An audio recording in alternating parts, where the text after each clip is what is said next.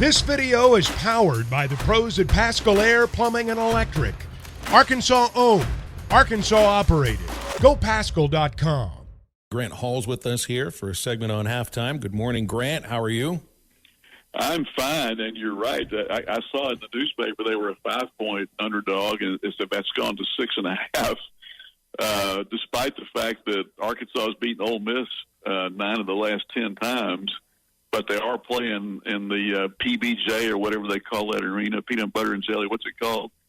In Oxford. Are those the initials of the folks who are named for the pavilion? Really, PBJ? Yeah, I hadn't so. even picked up on that. SBJ or whatever the thing is. The Tad Pad. I mean, it's a nice pavilion. I've been in there to kind of look at it before. Oh, it's great. They're unbeaten in there. SJB. It's the SJB Pavilion. Thank you. Man, I wished it would have been the PB&J. If they could just change Sandy's name to Patricia, that would have been fantastic. Yeah, but it's not the same. It's not the same Well, maybe it's the same program in some cases, but it's not the same team. And it's the same with Ole Miss. This is not the same program that Kermit was running that Arkansas didn't have too much trouble with. They're looking. They need a big win. Arkansas, we're a little thirstier for a victory here. Yeah, Ole Miss is going to play with fanatical effort tonight. Chris Beard and his teams are known for that, and Arkansas faces a situation where, I know they practiced 3 hours on Monday.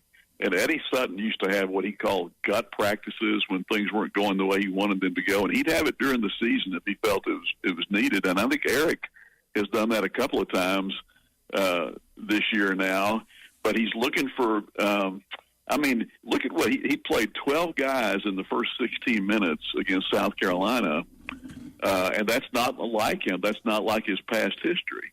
But he's frustrated, and he sees guys go in there. And as Joe Klein said, I watched this thing again this morning, and Joe Klein was talking about South Carolina got every 50-50 ball.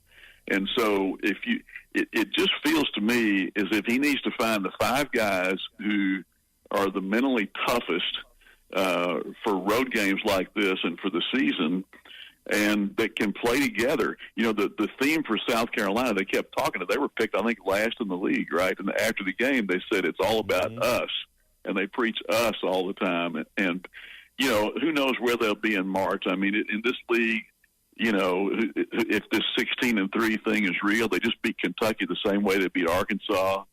So maybe they are that good. But at a certain point, you've got to start happening to the other team. And you've got to, as Chris Jan said, I saw an interview with him this morning, Mississippi State's coach. In this league, you've got to be more aggressive than the other team. And when all you got to do is watch the first 2 possessions when they made it really difficult for Arkansas to even get a shot, and then they went down and scored on the other end. I think they led wire to wire, right, South Carolina in that game. Yeah, we never led.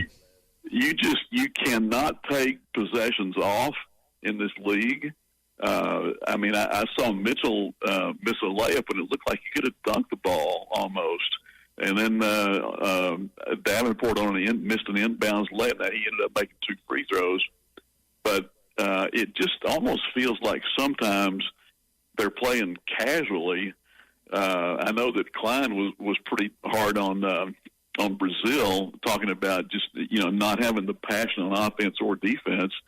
And we could talk about a lot of things with this thing. We could talk about 3-point shooting. We could talk about categories where they're near the bottom or at the bottom, like 3-point shooting in the SEC. But to me, it all goes back to that kind of effort that allowed them to beat Purdue and Duke. And I'm not convinced that this team has to be done for the season at this point, though I'm sure a lot of people have written them off.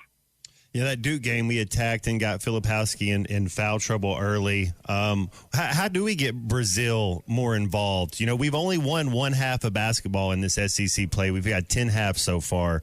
Is it a competition thing? You got to have a little pride. But how do we get Brazil going a little bit? Yeah, that's it, Matt. I mean, I was going to ask you, like when you played basketball, if your team was had lost a game or two, what did Nolan Richardson do in practice? I mean, they say always change a losing game, and Eric did say he probably would have a different lineup tonight, although neither coach talked to the media, which is interesting, before this game. I've never heard of that before. But what did Nolan do when things weren't going well? Nolan was very good. You kind of knew who the guys were, and I was over there for a couple months, but he was really good at who was having a good week of practice. He wanted you to compete at practice. That was the thing. And whoever was competing at practice, that translated to the game. And then, all of a sudden you get more playing time. It sounds like whatever happens in practice, though, doesn't translate to the game. I mean, that's a takeaway I had from the coaches show the other day. Musk said it's a team that practices better than last year, but we just watch the game. It's not the same. Yeah, I think he liked Monday's practice from what he said. But that's one of the great frustrations for people who've been doing this a long time, that where we used to, I mean, for the 11 years that Eddie Sutton was here, we could watch every practice we wanted to. Nolan, the same way practices were open, and you could really, follow a team's progress, and things that happened from game to game weren't that surprising if you'd seen it develop in practice. But, I mean, I'm as in the dark as anybody else about who's going to maybe play well the next game, or who's in the doghouse, or who's even Mark has been playing well, but his points the other day against South Carolina were not that effective because they did a great job on him early, and they scored some at the end when the game was kind of settled. So they just got to somehow find a combination, maybe take it back to 7 or 8 guys. Maybe he'll do that through this Monday practice and try to stick with those guys and see what happens. Yeah, we got to concentrate on ourselves. That's for sure. Get back to playing winning defense and try to make it a little easier on offense. Hey, Grant, I do want to ask you, I saw this a couple days ago. I know you're a golf fanatic just like I am.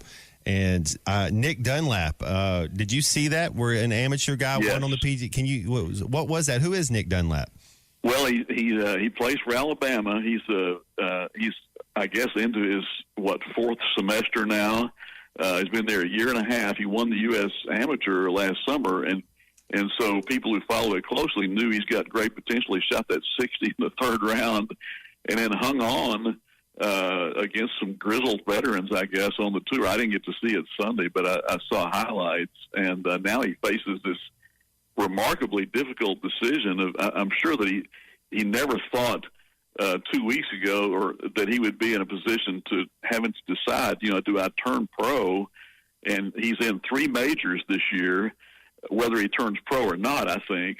But, as someone said, when Verplank faced this, or when Phil Mickelson faced it, Phil finished at Arizona State. Verplank did, because the money wasn't back then what it is now.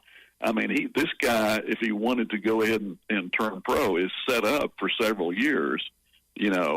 And he may not want to do that, but the guy seems like he's really mature. I like the way he said he was going to talk to his coach and his teammates, and he seems to be really level-headed. So whatever he does, I wish the best for him. Grant, you're as dialed into golf as anybody that I've ever met in my life, and that includes college golf. Is anybody talking about the idea that the transfer portal and NIL is ruining college golf, or is that just not anything anybody's worried about? Well, I don't think it's quite the factor. I mean, it seems to be that college golf teams have more continuity. Yes, they do have transfers, and they can really help, but I don't know. That's a good question. I mean, I think NIL has changed basketball greatly, maybe even on this Arkansas team. I mean, do you guys think that? I mean, is it a factor? I think we saw it definitely on the football team last year. I think it does happen. Well, you saw it with baseball with Paul Skeens, but you're seeing it this year with Grant Nelson at Alabama. What Grant Nelson would be our best player if that dude was on our team. Or, what about Connect the year he's having? I mean, it really does affect things. But I haven't really thought about that. It's a good question. I'll tell you one other thing I wanted to – well, first of all, let's congratulate Hudson Clark for being academic All-America, and the fact he's going to come back, I think, and play a 5th year for the Razorbacks.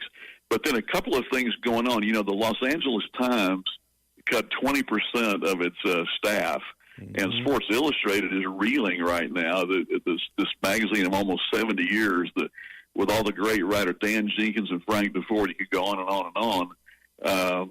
New York Times has practically done away with sports, and it may not trouble many people, but it does me, because I still think there's a place for that columnist or that writer that you want to go read every day, whether it's 15 inches or what, that may have an overview or an analysis that I think is missing in a lot of today's writing.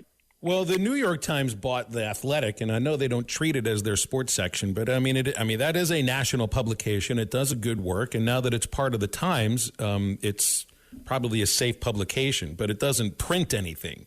The L.A. Times, they view themselves as not just the paper of record for Los Angeles, but that's the paper of record for the entire Western United States in their mind, much the same that the New York Times is like the paper of record for the country in many cases. Well, I'm glad the thing that seems to hit with people.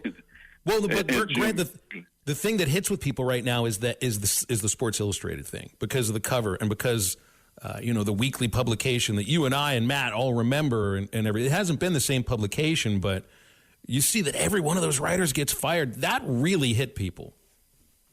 Yeah, I mean, I've been reading that thing since I was probably 10 years old or something, and have always appreciated the really, and it obviously the magazine's changed a lot. It's not, you're not going to go and buy it for 10 and 12 page stories like you used to, but still, it's kind of a jolt to see that.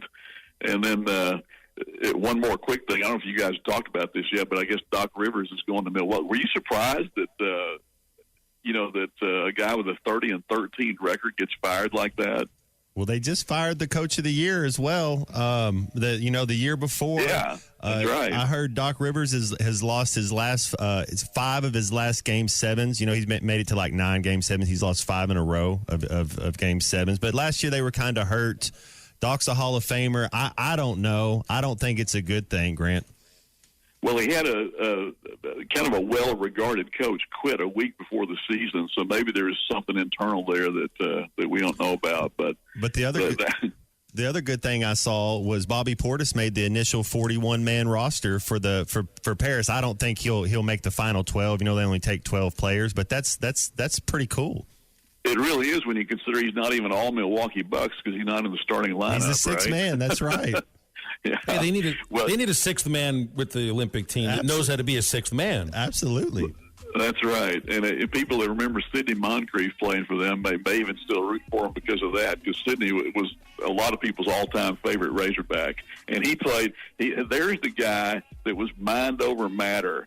Man, if you had guys, I wish they could see some of the practice tape and game tape of those guys and how much effort they put into it, because that's what this basketball team needs. BetOnline is your #1 source for all your betting needs. Get the latest odds, lines, and matchup reports for baseball, boxing, golf, and more. BetOnline continues to be the fastest and easiest way to place your wagers, including live betting and your favorite casino and card games available to play right from your phone. Head to the website or use your mobile device to sign up today and get in on the action. Remember to use our promo code BELIEVE, that's BLEAV, for your 50% welcome bonus on your first deposit. Bet online, where the game starts.